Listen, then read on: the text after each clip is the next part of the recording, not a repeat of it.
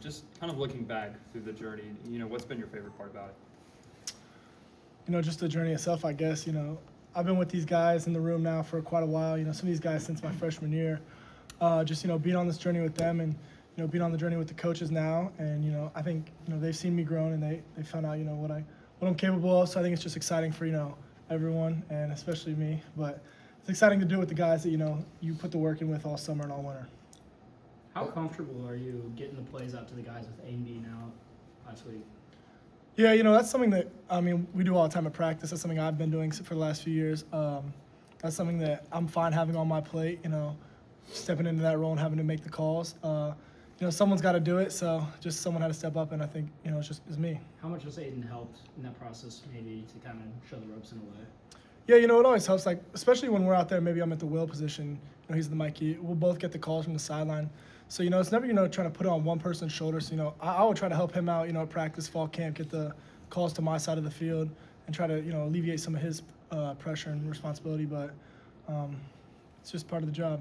He had a headset, it looked like, or at least you're listening in on Saturday. What was he telling you throughout the game? Anything that stood out? No, just, really supportive.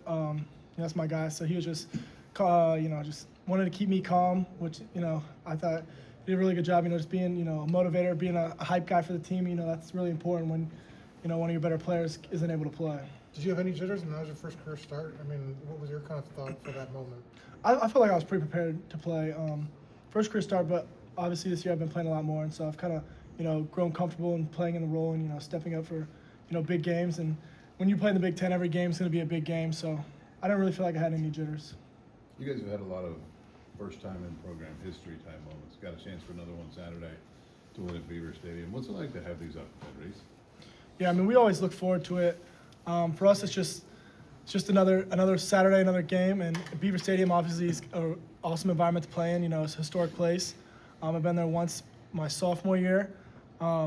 It's just exciting to go up there and be with the guys you watch put in the work with, and to just keep making history as a team one step at a time. Just give us a player's view. 100 and some thousand people you look up, and your thoughts are what? Yeah, you get that when you play in the Big Ten. Some of these stadiums, they got the 100,000 players or fans, and so that's something you just try to tune out. You try to stay within the white lines and do the best you can, but it definitely has a role, and I think it plays into their favor. But we'll see on Saturday. You were here with Lou in 2022 and 2023. Just where do you think he's grown the most in the time? Definitely just a leadership role, and just being maybe a more vocal guy in the room and then on the defense. And I think we have a lot of guys that are vocal on the defense. Amari Farrell, Devin Boykin, Pons, Kamara, Fish. All the guys. I feel like that's what makes us really stand out as a defense. We have a lot of veteran guys that can play and are willing to step up and motivate the defense. Were there aspects with Lou when he got back here in January that you could tell, like, okay, he's a new guy? I think he kind of came in and saw how things had changed since he left, and I thought he kind of picked up on that. This is a new era at Indiana, and I think he really molded into the type of player he is now, coming back and seeing how we had changed here, and I think that kind of just elevated him and his game and his leadership, his role in the team. From a preparation standpoint, how does the fact that Penn State's without a head coach, they have an interim, how does having a quarterback who's only made 2 starts since Drew Allar's injury, how does that affect your guys' preparation? That doesn't affect us really at all. We're still going out there. You're still playing Penn State. You're still going up to Beaver Stadium, which got 100,000 people. For us, we are on a mission to go 1-0 each week, and whoever's coaching or taking the snap at quarterback, that doesn't matter to us. We're just going out there to do our job and come out with the victory at the end. When you watch tape, is there more recency bias? You're looking at more recent tape when Aller went out, after Aller went out, since the head coaching change? Yeah, that's definitely, just scheme-wise. Obviously, they're not going to be able to run, maybe the same stuff they could when the previous quarterback. But we watch all the tape. The coaches watch all the tape, and, the breakdowns might be different based on, personnel and what they're capable of doing. But it kind of just all goes into it.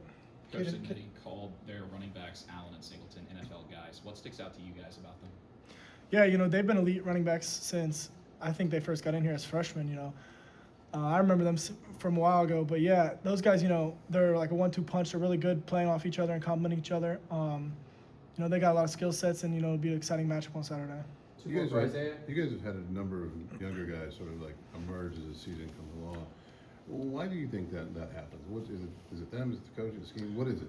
Oh, it's definitely the coaching. You know, I think we have some of the best coaches in the country from at all positions: corners, safeties, D line, linebackers. I think the coaches are really hard on us and push us to be our best because I think they don't recruit guys that they don't think can come in and play, and they want to bring the best out of each player. And I think that's something Coach Haynes starts at the top, and we push each other really hard in practice all the way from spring ball to fall camp to become the best players because you never know what happens. You never know who's going to have to step up, and so you always want even your young guys to be ready to have to step in and fill that role. Kind of an extension of that. Caden Turner gets playing time and goes down with injury. You guys are using 4 or 5 linebackers in that game.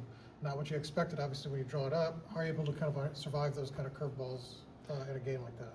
Yeah, that's just something that you don't want to happen, but everyone in the room's got to be ready for it, and that's something I think all positions you hate to see your starting guys go down, but if you're the next guy up, if you're a 2, you're 1 play away from having go in the game, and you got to be able to play up to the standard, and I think KT did that, and so you really just hope for the best when those guys go in, and those guys are ready to go in. They won't be put in unless coaches know that they can do their job. So everyone's really confident. If you get put in the game, you're going to do your job. So Thank you.